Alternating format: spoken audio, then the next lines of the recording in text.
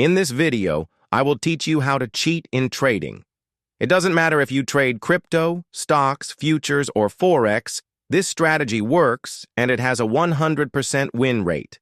I will teach you what this strategy is about, the requirements for using this strategy, I will show you examples, and give you the pros and cons of using this strategy.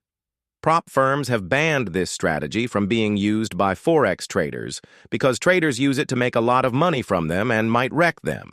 Hence, they ban traders who use them. I personally know a number of traders who use this strategy for trading competitions, and you see them grow their accounts astronomically. Bad brokers also ban this strategy, while a few good ones like Exness allow it. If you want to sign up for Exness, use my link in the description below. Anyway, this strategy is what we call hedging. What is hedging?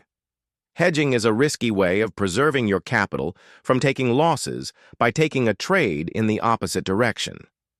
Let's say, for example, you took a buy trade on gold, for instance, and it begins to head for your stop loss. Instead of it hitting your stop loss, you would take a sell trade with equal risk so that you don't lose more than a certain amount. I know you are probably confused. What if it ends up going in your favor? Won't that still result in you taking a loss? Now that brings us to the theory of how to hedge. But before we get into it, I want to mention that this video is for educational purposes only, and it is not in any way financial advice. Anything you do with your account is 100% your responsibility, and you were not advised by me to do so. Back to the video. If you want to hedge and hedge the right way, this video you are watching is one of the best videos that will teach you the best hedging strategy that won't mess with your trading psychology and at the same time will keep your account in check. Most videos on YouTube that teach hedging teach absolute trash. That is why I made this video for you guys. Let us assume you took a buy trade on gold and the price begins to move.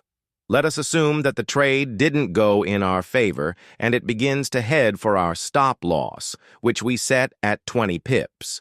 Well, instead of the trade hitting your stop loss and you taking a loss on your account, which can of course disturb your psychology a little bit and can lead you to overtrading and revenge trading and whatnot, you will set a sell stop order in place of your stop loss and set the take profit to be the exact amount of the TP you placed for your buy trade.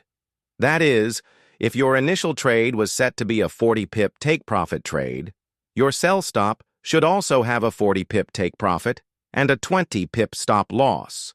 But instead of using a stop-loss for your sell-stop order, you wait for your sell-stop order to get triggered, and then you set another buy-stop order to be 20 pips away, which was your initial entry price level. Let us assume the trade didn't go in the sell direction, and the buy-stop price gets triggered instead, and maybe there was a manipulation in the very beginning, and let us assume it went back in the initially predicted direction. You will end up winning this trade without taking a loss. Sounds cool, right? Now here is where it gets tricky. This is where your mathematical skills will have to come into play. You see, for you to accurately do this, if you used one lot size for your first trade, you cannot use one lot size for your next trade. You need to increase the lot size to something that will cover your loss from the first trade and make you profit by the time it hits your take profit. This part is difficult to calculate for non-mathematically inclined people, and it could lead you to miscalculating your risk, and you might end up with a loss. That is why we are working on a risk calculator that will help you calculate the right lot size according to your initial risk. So subscribe to this channel to know when we finish the calculator. I will be posting a review of how the calculator works here. What are the requirements you need before hedging? If you want to hedge properly, you need the following: a good broker that offers unlimited leverage or a 1:2000 leverage at least, very low to zero spreads. You need a large capital, nothing less than $10,000. You need to have an edge that works because you cannot be taking random trades. You need to be good at maths at least so that you won't miscalculate. You need a pair that is very volatile, for example, gold, NASDAQ, US 30, and so on. You also need to trade along a trend and avoid ranging markets. Lastly, you need to know Forex work, the best hedging strategy. There are numerous hedging strategies out there, but in my own opinion, if you want to hedge, I can propose my own strategy for you, and this is how I will hedge if I were to hedge. First step is that I analyze a trade for a buy or a sell using trend lines, because I mostly trade with trend lines. I choose to analyze gold, because gold is the pair I have really gotten to understand. Let us assume I spotted a buy entry here. I will then place a buy trade with a 1:2 risk to reward. I must target nothing more than 60 pips profit, and in most cases, my target will actually be a 40 pip target with gold, and I will set my stop loss to maybe 20 or 30 pips. Now I am placing this buy trade with the hope that the trade will just bless me and head for my TP level. But if that doesn't happen, and it heads for my stop loss instead, well, I then begin to hedge. As usual, instead of the trade hitting stop loss, I would have set a sell stop order here so that I won't end up losing the trade. I will double down my risk on this next trade so that in case it hits my take profit level below, I will close the entire trade in profit if it doesn't work out. And reverses, I will assume my level was manipulated, and I will set a buy stop order in the place of my sell stop order's stop loss, which is still my initial entry. I will set a buy stop order with a lot size, that when the total buy trade risks are calculated and differentiated from the sell trade risk, I will end up in profit if the trade hits TP in the buy direction. If this doesn't work out, I will keep repeating while increasing my lot size or my risk till it eventually goes in one direction. I am sure some people will want to try this with a smaller account, even after I said you shouldn't try it with a small account. If you know you will try this with a small account, don't hedge more than 3 times. That is, if your hedging doesn't work the first 2 times, it means the market has started ranging, and you will need to use a risk in which when you decide to close in one of the directions, you will close in neither loss nor profit. This is advised so that you won't end up blowing up your small account. Let us now take an example, shall we? Let us look at the gold chart. Let us assume I have a $10,000 capital, and I decide to risk 2% of my account per trade, which is $200. I place this trade here with a 1.0 lot size, and I set my stop loss to 20 pips and TP to not by the pipagal, which means I will lose $200 or make $400 on this trade. If it goes in my favor, I will win and plan for the next trade. Let us look at this second scenario now. I place the trade here, and it hits my first sell stop, which I will place in place of my stop loss, using a lot size of 2.0 in order to cover my losses just in case it decides to go in the opposite direction.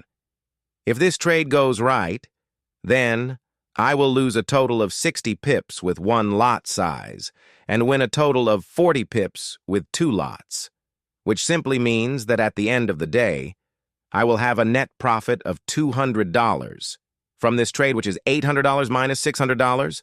But in a case where it doesn't work like that, and it hits my buy stop again, which I will set after I will do the same thing of increasing my stop loss to be 3 lots. To that I will have 4 lots, total heading for a TP of 40 pips, and 2 lots heading for stop loss of 60 pips. Which still means that I will come out profitable, and I can keep doing this on and on as long as I have unlimited leverage, and I am trading a volatile market that doesn't really range much, just like the gold market. In a case where you know that your account cannot handle the risk anymore and you are almost using up all your margin, then you need to protect your account by using a lot size, in which if it hits a level, you will end up with no losses or no profits in the end to neutralize your risk. I will advise this for people who intend on doing this with smaller accounts. Now, what advantages and disadvantages of using hedging? Let us look at the disadvantages of hedging first, because I think you must have seen all the advantages of hedging already by now. First disadvantage is that you need a very big capital with very little risk to enjoy this strategy. I am talking about $1 million worth of capital, and you are risking maybe 0.1% per trade, and maybe if you take about 100 trades a month, you will still end up making about 10% of your account, which is about $100,000. Sounds cool to me. The smaller your account, the riskier it is for you, just so you know. Second disadvantage is that, for those who are not quick in calculation and are not good with maths, you might mix the numbers up and end up losing a lot, which is why I am currently working on a calculator to help calculate the right risk and lot size more accurately. Third disadvantage is that once you have no more margin left, your account will end in zero, which is why I said you need unlimited leverage. But this doesn't mean your account won't end up in zero. It just means they will give you a lot more margin when doing this. It might just save you. Fourth disadvantage is, prop firms do not allow it, so you have to do it with your personal account, and you will need to check in with prop firms that actually do allow it as well as brokers that don't allow it. Fifth disadvantage is that if you try to create a bot with this strategy, it is not safe, because bots will only take random trades in the market and not well-calculated trades. Now for the advantages. First advantage is that hedging helps you preserve your capital and keeps your account growing. It will help you increase your win rate and help you trust your analysis even more and hold those positions till it gets to your TP, because you know that even if it doesn't get to your TP, you have a saving grace somewhere, and sometimes when you trades are in loss but have not hit stop loss, hedging will also help with your trading psychology by not making you close early and overtrade or revenge trade, which will still destroy your account in the end. Hedging might just save you. Second advantage is that hedging helps you stay safe in the case of news events where they could spike in different directions. I don't advise trading during news, but if you ever will trade during news events, you might need to hedge to save yourself. Please note that some brokers won't allow you to close your positions during these news events because of the volatility or whatever reason. So please do your research on if your broker manipulates accounts during news before trying it with news. Third advantage is that you have no need to fear losing a trade, and the trade goes into profit later. Or you have no reason to fear a consolidation when the trade hits your key level. You can now take that trade with your full chest because you know it aligns with your strategy. Bottom line is that hedging will help you build confidence. Fourth advantage is that if you do it right, you are on your way to financial freedom. And you can actually take on investors with huge capital as long as you help them manage their risks well. You'd be good. Now, there are some frequently asked questions about hedging that you need to be aware of. The first question is that,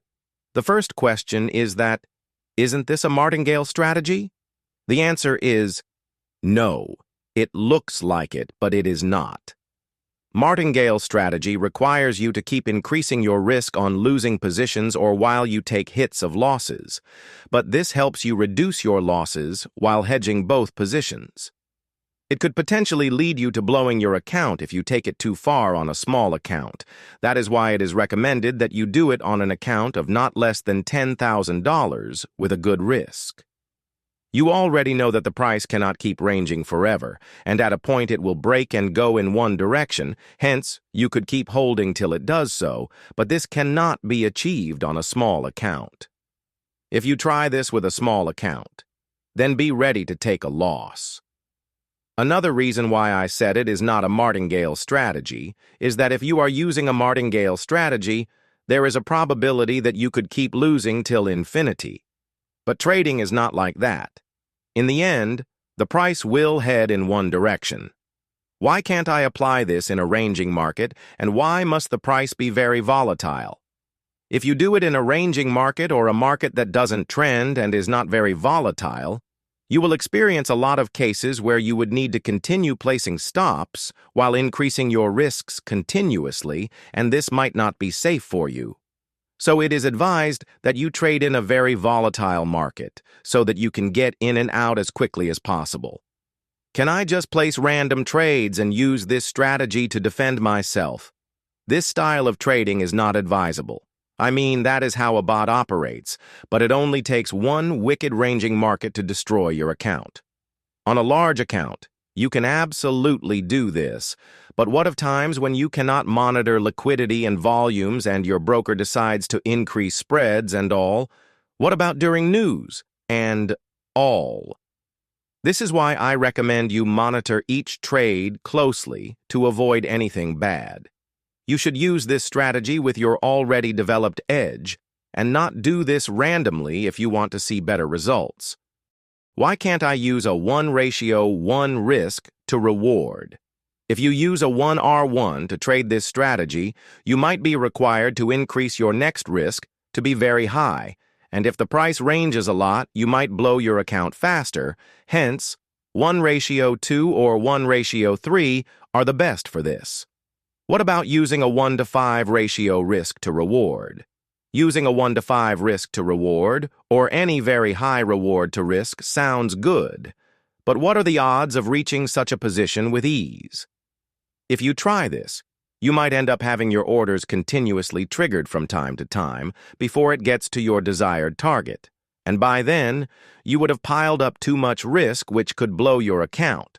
So sticking to 1:2 risk to reward is way better in my opinion. You can do a 1:5, but you have to have advanced hedging skills to do this. Is it only gold that this strategy works with? Absolutely not. This strategy works very well with very volatile pairs that are always on a trend when viewed from the weekly or monthly time frame, like US 30, NASDAQ, and so on. Trading with less volatile pairs that don't have a fixed trend on the monthly time frame might not be the best. What are the chances of blowing your account with this strategy? You will only blow your account if you risk too high. What I consider as too high is a 20% initial risk and above. A 1% risk is recommended, but is still on the high side still. In the end, understand that you could be caught up in a ranging market and you could end up blowing your account. Hence, if you are taking big risks, make sure that you are ready for the worst. While practicing this on a trending market will give you a high success rate, it does not mean that you cannot end up seeing a ranging market afterwards. In the end, all of this is not financial advice, and anything you do with your account will be your responsibility. Hence, you should experiment for knowledge purposes only. I hope you enjoyed this video. Hit that subscribe button and support others by liking this video. See you on the next one.